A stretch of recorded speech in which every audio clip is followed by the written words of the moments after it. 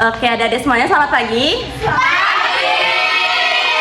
Wih, semangat sekali. Kakak minta tolong dong untuk ketua kelas atau perwakilan yang bisa bantu kakak untuk memimpin doa.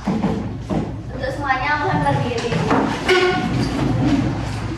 Baik, sebelum memulai kegiatan pada hari ini, alangkah baiknya kita berdoa terlebih dahulu. Berdoa menurut agama dan kepercayaan masing-masing. Berdoa dimulai. Berdoa selesai. Oke, terima kasih. Silahkan duduk. Apa kabarnya adik-adik sekalian? Baik ya. Baik banget kayaknya. Oke, sebelumnya kenalin, nama kakak Nimain Sindiamlia Putri, bisa dipanggil Kak Cici. Halo semuanya. Nah, kakak di sini ingin memberikan layanan bimbingan klasikal. Sebelumnya kakak itu dari Universitas Pendidikan Ganesha, kakak di program studi bimbingan konseling semester 6. Kalau kalian ada minat memasuki bimbingan konseling, mungkin bisa nanti tanya-tanya kakak ya. Oke.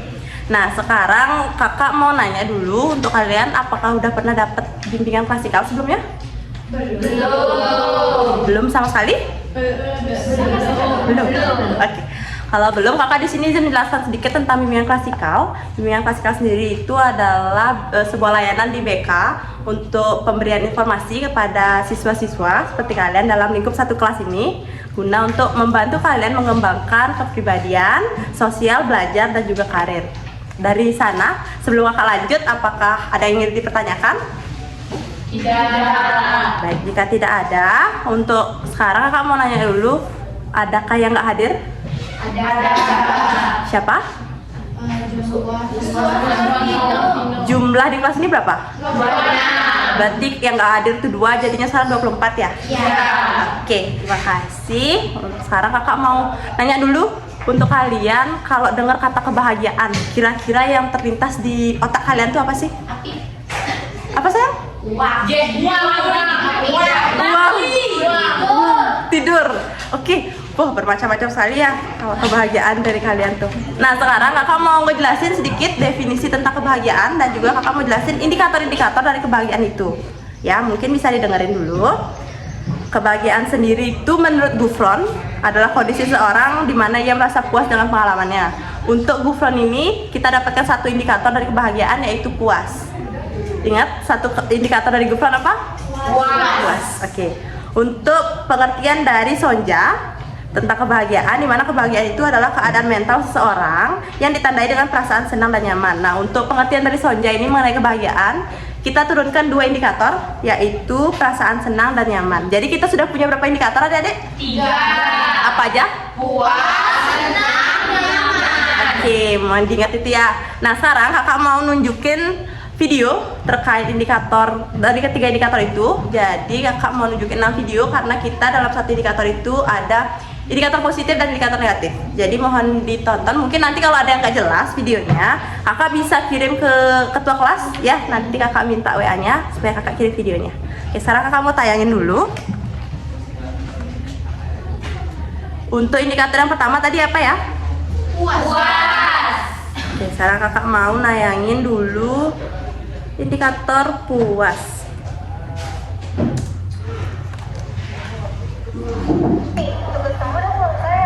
Udah, barusan. Kamu gimana? Aku belum selesai. Gimana sekarang? Rasanya udah puas belum? Udah, puas banget soalnya tugasnya beres tepat waktu. Terus aku udah kumpul juga. Semoga nanti nilainya sesuai sama yang aku harapkan, sama sesuai sama apa yang udah aku kerjain. Iya, tapi aku belum. Oke, itu indikator positif dari perasaan puas. Kakak sekarang mau nanya, kalian udah tahu nggak sih apa antonim dari kata puas? Tidak puas. Tidak puas? Antonim dari kata puas itu adalah kecewa. Jadi ini sekarang kakak tampilin indikator negatif dari indikator puas, ya. Apa tadi antonim dari kata puas? Kecewa. Jadi kakak tampilin dulu sekarang untuk videonya.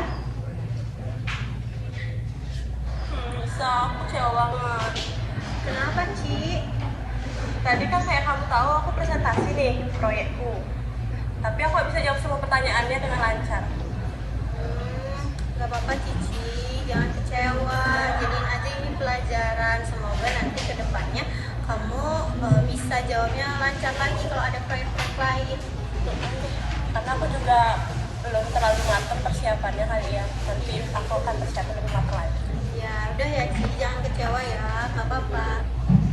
Oke, itu dia barusan indikator atau antonim dari indikator puas. Ada yang ingat apa aja indikator kita tadi selain puas? Oke, sekarang kita akan nonton indikator dari perasaan senang.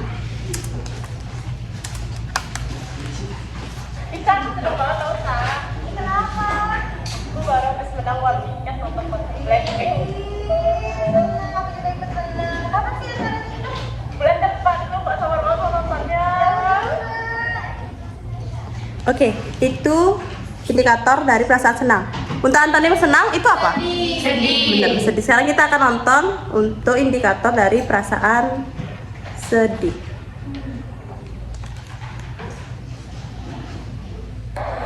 Sedih banget. Sedih kenapa Cici? Aku baru banget ikut luar tiket konser Blackpink. Tapi salah. Nggak apa-apa Ci, emang nggak ada cara lain gitu? Nggak ada Isa, tadi kan terakhir banget. Aduh, sedih banget. Sabar ya Ci, nggak apa nanti kita nonton konsernya tahun depan aja, kita kan bisa ikut tahun depan. Sabar ya, nggak apa-apa. Oke, itu indikator dari perasaan sedih. Untuk yang terakhir tadi indikatornya apa? Nyaman. Oke, nyaman. Sekarang kita nonton untuk indikator nyaman.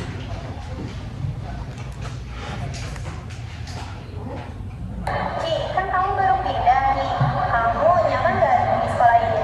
Nyaman banget tau, Sa. Aku kayak ngerasa teman-teman di situ benar-benar friendly banget semuanya, seru. Kita kayak terbuka banget. Syukurlah kalau gitu, semoga kamu terus nyaman ya di sini. Aku juga senang kamu di sini. Makasih. Oke, untuk antonim dari perasaan nyaman itu apa? Resah. Oke. Ini sekarang adalah video terakhir dari 3 indikator, yaitu perasaan resah. Ci, kan kamu pindah sekolah di sini tuh udah sebulan ya. Gimana perasaannya, nyaman nggak atau gimana? Sebenarnya di sini seru sih, Sa. Cuman kayak aku kadang merasa resah gitu loh. Karena aku kayak nggak terbiasa ya, karena ada peraturan beberapa peraturan di sini tuh yang bikin aku kayak rasa kok gitu gitu kayak yang misalnya di sini kita nggak boleh bawa HP, kita nggak boleh rambutnya digerai, kita harus rapi. Itu juga ternyata di sini temenan ada sirkon-sirkoan ya, Sa. Iya sih, tapi nggak apa ya. Semoga kamu nanti ke depannya bisa adaptasi, sehingga kamu bisa nyaman deh. Semoga ya. Oke, itu indikator terakhir dari kebahagiaan. Nah, untuk sekarang kakak mau nampilin terkait contoh orang yang memiliki kebahagiaan tinggi dan juga contoh orang yang memiliki kebahagiaan rendah. Bisa disimak di sini sekarang. Oke, di sini kelihatan ya? Kelihatan kan? Di sini ada contoh orang dengan kebahagiaan yang tinggi. Ada, mungkin tadi udah ketemu dosen kakak, namanya Prof. Dr. Iketut Darsana, SPD MPD Kons. Beliau ini merupakan seorang guru besar di program studi bimbingan dan konseling Universitas Pendidikan Ganesha. Alasan kenapa beliau ini memiliki kebahagiaan yang tinggi adalah karena beliau itu memiliki keseimbangan antara pengembangan dirinya, kontribusi positif dirinya terhadap orang lain dalam bimbingan konseling, dan juga penerapan nilai-nilai budaya juga spiritualnya di dalam kehidupannya. Itu alasan kenapa beliau memiliki kebahagiaan yang tinggi. Nah, untuk sekarang contoh orang dengan kebahagiaan yang rendah. Mungkin ada adik-adik yang bisa menyebutkan gimana sih contoh orang yang memiliki kebahagiaan rendah? Ada yang bisa? Oke, mungkin kakak kasih satu contoh dulu, nanti ada yang nambahin ya. Untuk menurut kakak, seseorang dengan kebahagiaan yang rendah itu dia tidak mampu meregulasi emosinya ketika ia dibandingkan dengan orang lain.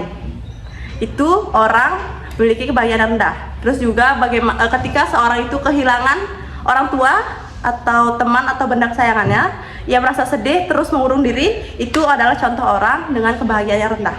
Nah, sekarang kakak minta kalian untuk menyebutkan, mungkin boleh kebahagiaan yang tinggi atau kebahagiaan yang rendah. Boleh dipikirkan dulu mungkin ya 30 detik deh sebelum kalian nyebutin ke kakak.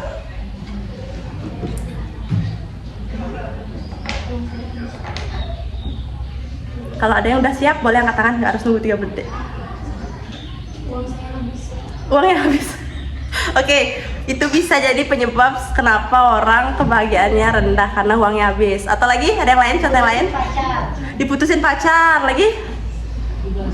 Di ghosting. Oke. Kalau sekarang kasih contoh yang positif dong, yang kebahagiaannya tinggi.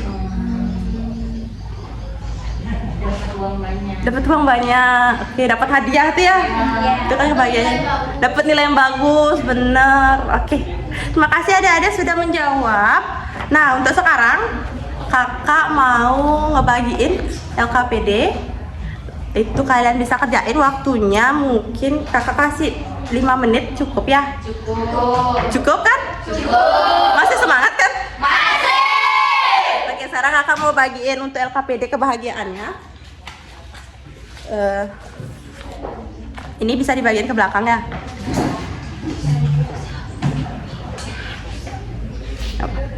Kakak kasih waktu ngerjain 5 menit. Kalau udah bisa dikumpul ke depan ya.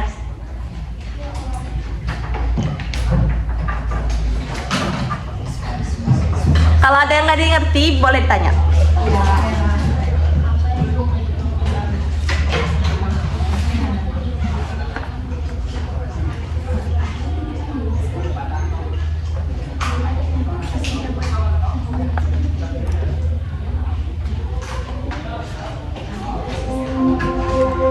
Oke, di jam kakak ini udah nunjuk 5 menit, mungkin bisa dikumpul ya, kolektif aja dari belakang dibawa ke depan.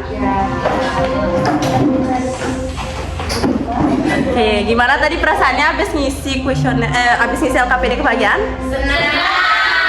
Udah paham ya tentang kebahagiaan itu apa? Sudah.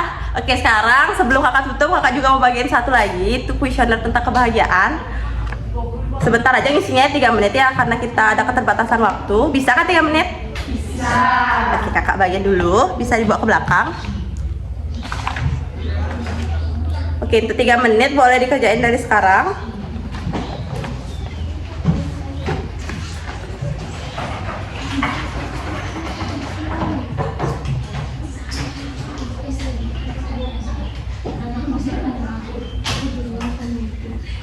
Kalau ada yang nggak ngerti boleh ditanya ya.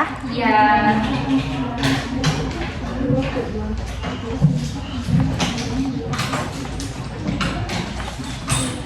Oke, kan udah 3 menit boleh dikumpul kayak tadi lagi, kolektif dari belakang ke depan.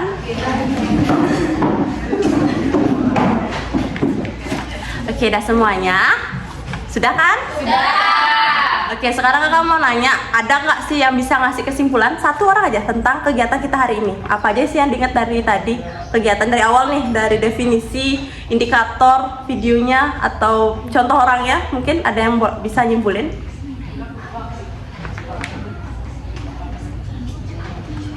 Sebutin aja mungkin kayak apa aja sih indikatornya tadi? Ada ingat nggak? Puas, senang, nyaman. Oke, tadi 3 indikator. Kalau contoh orang yang memiliki kebahagiaan yang rendah itu siapa apa aja? Gimana aja contohnya? Teman. Oke, itu kebahagiaan yang rendah. Kalau yang tinggi? Dapat uang banyak, dapat nilai bagus, dapat hadiah ya. Iya. Oke. Apa tadi? Bertemu orang yang disayang. Oke, bagus banget. Jadi udah inget ya konsep dari kebahagiaan, konsep umum kebahagiaan itu udah inget kan? Sudah paham kan? Sudah. Oke, terima kasih adik-adik atas perhatiannya. Sekarang kakak akan tutup dulu untuk sesi kita pada pagi hari ini. Ini sudah 20 menit ya. Jadi kita selanjutnya kakak akan melakukan bimbingan kelompok, tapi nanti untuk orang-orang yang terpilih akan kakak hubungi secara langsung. Ya, untuk adik-adik sekalian bisa kembali ke tempat duduknya masing-masing atau mungkin mau beristirahat, dipersilakan. Terima kasih banyak adik-adik karena tadi kita mulai dengan doa, kita akhiri dengan doa. Mungkin ketua kelas bisa pimpin lagi ya.